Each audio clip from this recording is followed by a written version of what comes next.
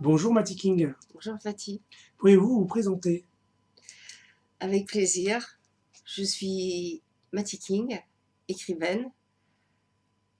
J'ai écrit 3 livres, La femme au miroir, Innocence coupable et La boîte de Pandore. Je suis née à Cannes. J'ai vécu beaucoup d'années à New York. J'ai vécu dans un milieu de cinéma parce que ma famille était dans le cinéma, donc j'ai été bercée par l'image, par l'écran, par les acteurs, par tout ce qui se passait. En fait, j'ai vraiment grandi dans l'image. Et ce qui m'a amené à faire l'Actor Studio à New York, qu'on appelle Lee Strasberg, plusieurs années. J'ai tourné. Les metteurs en scène me donnaient des vilains rôles de femmes destroy et je ne comprenais pas très bien pourquoi, mais bon, c'était, je sais pas pourquoi ils me mettaient là-dedans. J'en ai eu un peu assez. Je suis partie, je suis venue en France. Le virus n'était pas tout à fait passé du cinéma, donc j'ai continué. Ça n'a pas décollé pour des raisons personnelles. Et donc, comme j'ai besoin de créer, j'ai besoin d'avoir une vie de créativité, je me suis tournée vers l'écriture parce que j'ai un torrent à l'intérieur de moi qui fait que ce torrent ne peut pas s'arrêter et d'un seul coup se tarir, et sinon je meurs. C'était pas possible. Et je me suis mise à l'écriture, et petit à petit, j'ai commencé à publier un livre, mais pour des raisons parfois un petit peu difficiles à dire, je ne sais pas pourquoi, mais c'est vrai que tout ce qui était dans ma carrière avait du mal parfois à décoller. Peut-être que c'était aussi par rapport à certaines choses personnelles. Et voilà, donc voilà, je me suis présentée.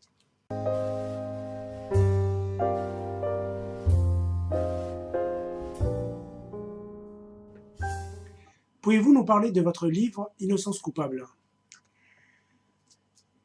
Mon livre Innocence coupable traite d'un sujet qui me tient très à cœur. C'est des sujets qui sont récurrents dans le monde, dans la société. C'est l'histoire d'une petite fille de 5 ans qui se fait violer par un beau-père, enfin par son beau-père. Et en fait, il y a une amnésie qui va se faire. Et l'adulte en elle qui devient grande ne se rappelle absolument pas du traumatisme. Seulement sa vie est vraiment très difficile à vivre. Elle est dans une espèce de, comment on pourrait dire, de souffrance perpétuelle, mais sans savoir pourquoi. Et cette petite fille, elle est dans ses rêves, dans ses cauchemars, je pourrais dire. Elle intervient souvent pour lui dire il t'est arrivé quelque chose, regarde-moi, prends conscience que tu as été violée, que toi c'est moi, qu'on est deux. Enfin, tu es grande maintenant, mais je suis la petite fille à l'intérieur de toi. Et cette amnésie va petit à petit se lever. Et cette femme va commencer à faire un périple. C'est un peu comme une histoire de détective privé qui va à la recherche de sa propre vie pour essayer de trouver la trace de quelque chose dont elle ne se souvient pas, avec des indices où il n'y a pas d'indices, enfin si, il y a des indices, mais tellement minimes, puisqu'elle ne veut pas se souvenir, tellement c'est insupportable. Et petit à petit, elle va rentrer dans des endroits, rencontrer des gens qui sont des lieux, je souris parce que c'est des lieux vraiment très, très, enfin, très étranges, c'est parfois très drôle, parfois c'est horrible, parfois c'est pathétique, mais c'est son seul chemin pour aller, elle, se retrouver. C'est pas avec des gens, entre guillemets, normaux, tout va bien. enfin, où ça a l'air d'aller bien, qu'elle peut trouver la raison de son mal-d'être, de son problème qui est vraiment réel, qui est là.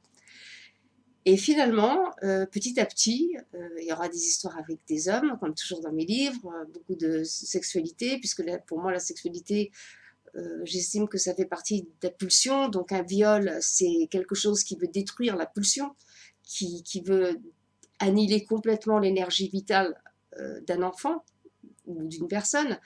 Et donc, c'est cette énergie vitale, cette vie qu'elle est en train de rechercher, qu'on a voulu lui enlever. Et petit à petit, elle va faire son trajet. Son trajet, ben, je ne vous le dis pas, c'est un trajet qui est le sien. Chacun peut avoir son trajet pour essayer de trouver retrouver le fil de sa vie, je dirais.